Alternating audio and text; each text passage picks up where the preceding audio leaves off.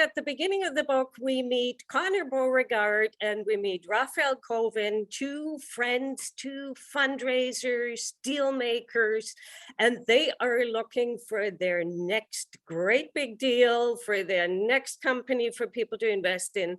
And they come up with this fantastic idea of founding the biggest cannabis manufacturer in the country. Why not be drug dealers? I mean, who could screw that up? Hey everyone, and welcome. I am Morgan McDonald, founder CEO of Paper Raven Books, and I have with us today a super special guest who is launching a book.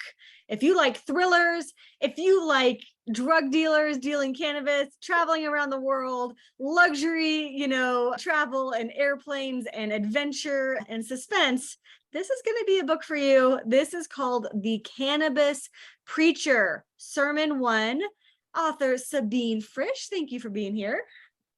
Hello, Morgan, and thank you so much for having me and for this fantastic introduction. Thanks. This is a really fun book. You actually have a ton of adventure in your own personal life, which we're going to talk to, but you bring that adventuresome spirit into The Cannabis Preacher. Can you tell us a little bit about the characters that we get to meet kind of at the beginning of the book? Well, we start out at the beginning of the book, we meet Beauregard and we meet Rafael, two friends, two fundraisers, deal makers, and they are looking for their next great big deal, for their next company for people to invest in. And they come up with this fantastic idea of founding the biggest cannabis manufacturer in the country. Why not be drug dealers? I mean, who could screw that up? It's so easy. We'll grow some cannabis, people will invest, we'll make tons of money. Easy peasy. You know where everything could go wrong, and it does. Okay, so what are some of those early conflicts? Like, we don't need to spoil the ending or anything, but what are some of the problems they initially start running into? Well, it starts with fundraising, and this is cannabis. So people want to put their money into it. People think it's cool, but nobody actually knows how to grow this cannabis.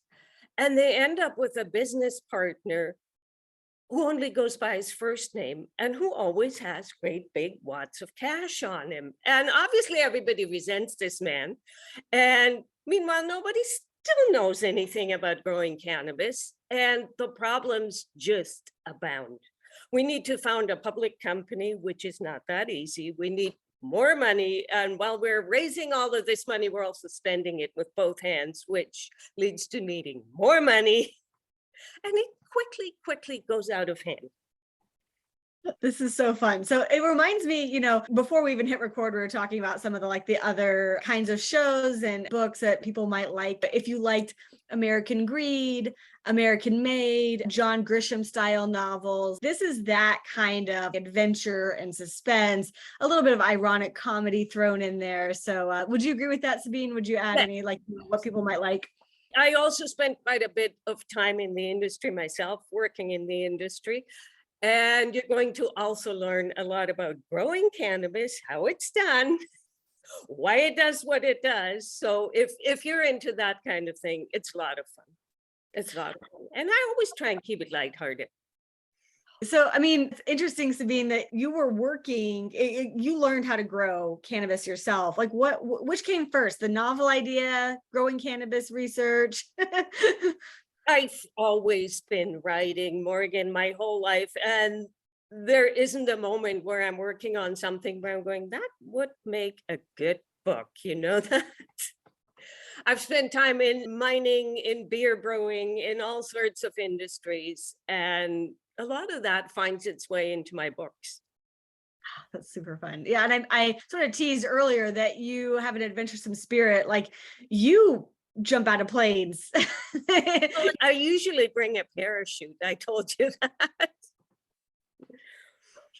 And what's your background? I mean, because your books have a lot of, and this one does too. The Cannabis Preacher has a lot of travel. You're also international, right? In your background. I was born and I grew up in Europe, but I have lived on 4 or 5 different continents by now, just working for various industries, for mining, for brewing, for cannabis. So I spend a lot of time traveling. And all those characters I met and all those experiences kind of worm their way back into my stories. Yeah. What about Kayla? Can you tell us a little bit about Kayla, one of the characters that we get to meet kind of a little bit deeper into the novel? Well, Kayla is a strong woman in her own right, as she is a magazine publisher, and it's a gossip magazine, but it's her own. But she meets Connor at one of their fundraisers, and she recognizes him as the strong alpha male in the room, the man with the money, the man with the power, and the two of them automatically gravitate to one another. And we have that angle as well, that romance angle that comes into that. As any good, James Bond movie would have, yeah. There's always a love interest in there, and a love interest who might or might not get betrayed at the end of the story. So folks, if you're here and you're listening and you're like, this might be my kind of novel, the good news is we're launching the book with a bang. This is the first book in a 4-book series. The Cannabis Preacher is going to have sermon 1 and 2 and 3 and 4. You can get in on the series right now. All the rest are locked and loaded, ready to come out. And this first one, we're launching, as I said, with a bang. You can go to paperravenbooks.com/The Cannabis Preacher. All one word. It's linked up next to this video. That'll take you straight over to Amazon. You can grab a copy of the ebook for free, load it up on your Kindle, get it ready for the weekend. And of course, if you prefer other versions, then you can get the physical version on Amazon as well. But go ahead and do this while book 1 is launching and the rest of the series is right behind it. If you like suspense and thriller and adventure with a romance, love interest, and legal and illegal, I guess, depending on which country you're in, which in the US, which state you're in, that like fun cannabis element too, and want to learn a little bit about that from someone who actually knows how to grow cannabis. This is a fun adventure for you, The Cannabis Preacher. Go to paperravenbooks.com/The Cannabis Preacher, all one word. And Sabine, this is not your first novel, right? You've been writing, as you said, for much of your life. How do you approach writing a novel these days? When you get an idea and you're like, okay, I've got an idea, I'm ready to get going on this novel. What does that look like for you usually? It's actually changed over the years, Morgan, because I used to be what you call a pantser. I had it all up in here and I was flying by the seat of my pants, just get out a piece of paper. And my first ones were literally handwritten. I don't dare think about it. Now I have a more structured approach where I write the story down like I'm telling it to you. Hey, so these two guys meet and then they decide to do this and then they decide to do that. And I just work it in a lot more structured approach. So you kind of get the beats of the story down on paper first? I do, but there's an element to that which I call the magic, because I get everything written out on a piece of paper, but suddenly the story itself takes a left turn. And as I'm writing, I'm going, whoa, wait, where did that come from? And where is that leading? But it always makes the story better. And that's what I call the magic. That's really fun. So a little bit of room for both, a little bit of room for a plan, a structure, the beats, know where you think you're going to go, and then let the magic allow yourself to detour if the story wants to go there. That's really fun. And like, how much do you write on a given week? Let's say you're in sort of active writing mode. I know that, this summer you've kind of been a little bit more in like revision mode and things like that. But when you're sort of drafting a novel, what does that season of life look like for you? I am a very German person, so I have a word limit for my day. I have to write a minimum of 2,000 words. And it doesn't matter where or how and how many stops and starts they get written, but they have to get written. And you can always revise, you can always change, you can always fix. But if you write 2,000 words a day, guess what? By the end of 3 months, you have most of your book. It's very mathematical. Very German, which is fantastic. Yeah, and sometimes a little bit of imposed structure is really what we need just to as you said, get the words on the page. You can always revise them later, but just to have a plan for how you're going to get those. Maybe it's 2,000 words, maybe it's 5,000 words, maybe it's 500 words, but some sort of plan on how you're going to do the writing. And sometimes you have to spin your wheels a little bit to move the story forward, but by making yourself sit down and doing it, you are moving the story forward. And then you just delete the spin your wheel stuff.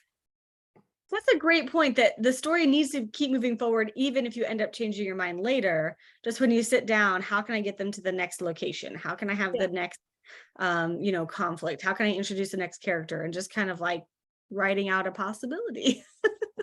And I have heard the greatest writers say that everybody writes crap. You just have to have the courage to do it and to delete it again later. I love that. That's so fantastic. And you've written different types of books. I mean, this is thriller, adventure, business, like that kind of angle. But you write other types of books too. Do you find that your process changes at all depending on the type of book, or writing a book is writing a book regardless? Writing a book at the end of the day is writing a book. It changes, I find, as you as a person change, and as your priorities and your mindset changes. That's what changes your writing. That's a good point. What is a priority that has emerged for you in this season of life that has kind of changed how you approach your writing? Is that I want to make writing my main thing. I've always been writing my whole life, and now in this stage of life, and you can see I've got quite a bit of gray here, I want writing to be the main thing in my life. Why are we here to tell a good story in my case? Well, you are beginning the next phase of your life. This is fantastic to watch. 4 books ready to come out in a series with the Cannabis Preacher, Sermon 1 leading the way. And just so you guys know, once you get into Sermon 1, you're actually going to get a preview of Sermon 2 also. That's already locked and loaded and ready for you. So get into the adventure, get into the plot. It is a really fun read. paperravenbooks.com/The Cannabis Preacher. Sabine, I'm curious, as you said, you've been writing for a long time. If you could go back to a younger version of yourself and give yourself any advice, words of wisdom, encouragement about what it was going to take to write and publish a book, is there anything that you might say to a younger version of Sabine? Tell a good story. It's all about the stories that we tell as people to one another and to our readers. Tell a good story. If the story is good, it will find its way. That is fantastic advice. I love that. Clean, to the point. You got to tell a good story. That is what we're all about the story. That's right. Well, folks, there's a heck of a good story waiting for you right now. Go to paperravenbooks.com/The Cannabis Preacher. Thank you, Sabine, for being here. Thank you for writing this phenomenal novel, and really the first of 4. So we are thrilled to be getting this novel out to the world with you. And any last words for your readers? Enjoy the story. And if you love Sermon 1, there are 3 more to come. That's the best part of a series. That's right. All right, folks, go ahead and get it now. paperravenbooks.com/The Cannabis Preacher, and we will see you guys next time. Bye, everybody.